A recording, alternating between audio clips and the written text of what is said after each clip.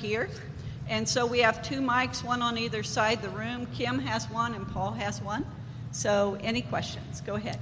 I enjoyed the presentations today, and I just have one question. I noticed that you guys were informed by different models across the United States. Were you informed by any international models when you were considering your redesigns?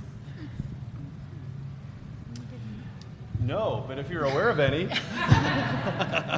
I mean, I think the one thing that we will say at Complete College America is that while, where we push our efforts is where the evidence lies. And so while we have showcased for you some models through the work of these four, as well as other institutions out there, if you are aware of another institution or another effort that is getting outstanding results, so the results that are equal to what we're seeing at Austin P and at Boise State and in Colorado, we want to know about it because we're open to that. I think that the big thing we know and what we've learned is that we really feel like there is a need for a systemic change. We have to move away from a notion of remedial education is disconnected from and before students really start college in earnest, and that we need to find a way to integrate that support as part of the college level work, and that's the best knowledge and information we have. If you have anything else that you can share with us that gives us even more insights, we would love to hear about it. I appreciated the sessions too. I thought they were excellent. But I've been thinking about a comment Heidi made earlier and thinking about how much freedom you must experience by not looking at cut scores to place students. One question, do you ever look at scores when? Do we ever what? Look at scores. So standardized test scores are built into the right class as one piece of evidence. So they're accounted for there. And then in a compromise with our provost, we still do have that our very highest achieving students can actually exempt out of both of our courses based on extremely high test scores. That was a compromise we had to make. Those students, though, still must complete the right class, and they get a special message that says, your results indicate that you're able to receive credit for both of these courses. You should also know about the research that shows that high-achieving students do even better when they've had a first-year writing class, and you might consider choosing one. So we're able to at least get them information that they didn't have in the past about what they were skipping. But that's a very small number of our students. I want to know how we go back to our institutions and get more of our colleagues to drink the Kool-Aid. So what's your experience? How did that happen? What can you do? Looking back at your own experiences, tell us how to make that happen maybe a little quicker. Well, we just talked about this in the last session, but I think it's really starting the conversations and pulling people from across the institution into those conversations and being okay with not coming up with an answer right away, just starting the discussion. And then I think implementing change, you just got to do it. And some people are not going to be on board when you start, but they'll come around. Most of them will come around in time. You just need to have a strongly dedicated cohort that's willing to start. I will say that there are two things that we would strongly encourage you to do. And one is, the first is to look at your data, right? Have you actually sat down with your faculty and looked at the college success rate or the gateway course success rate for the students who are starting in your remedial education sequences? And first of all, get a handle on that question, because oftentimes faculty haven't seen that. They've seen the success rates in their classes, but not what happens to these students down the road. And so have that conversation first.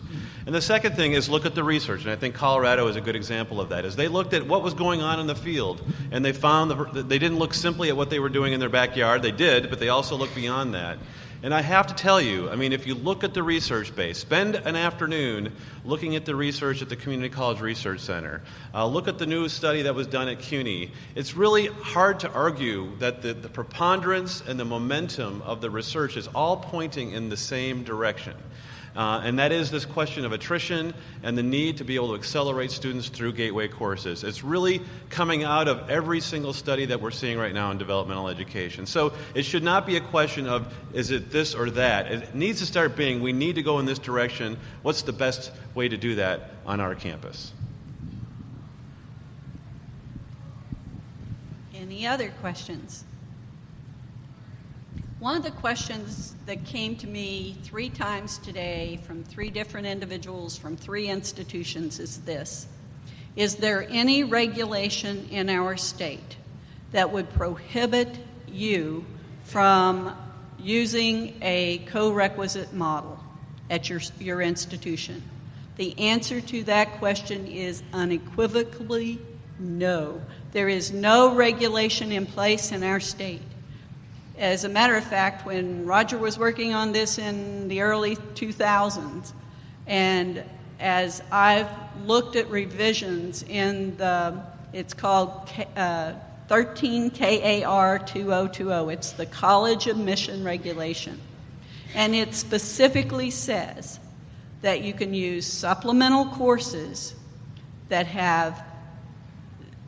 but you have to provide student supports. That can be in the form, and it even lists them out: mentoring, tutoring, advising, extra lab sessions, extra class sessions. But it has all of that in that regulation. So if someone tells you that the state won't allow it, that there's a regulation or a statute or something in place, that is just not accurate. And so please, if you ever have a question, please feel free to contact me or contact Paul or contact him. And you will get the answer from the state level. But, there's all these things going around. And I know, at KCTCS, that's a system, and they're really trying to build things as a system. And between sessions, we had a group sitting at a back table back here trying to think what they could do that would meet the guiding principles, that would allow them to have many, many more students entering the English 101s or the histories and sociologies that may have had a reading or writing or both requirement. And so there were a group that sat at the table and came up with a solution to that. That's the kind of thing that can happen at your table today or at your institution today and move forward. Sitting down and not saying, I can't, but saying, what can I do? What can we do together to move forward? And I think that's just critically important, is to be empowered to make change. Any other questions? Well, this is your time. So if you have no more questions, thank you for coming. Please thank these people who have come from across our great United States. Thank you. And we look forward to more discussions and more talk. You've got my email. Use it. Use it frequently. It's all okay. Thanks. Have a great afternoon and a great ride home. And a good weekend.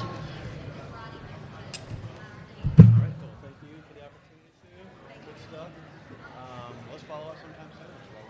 I was talking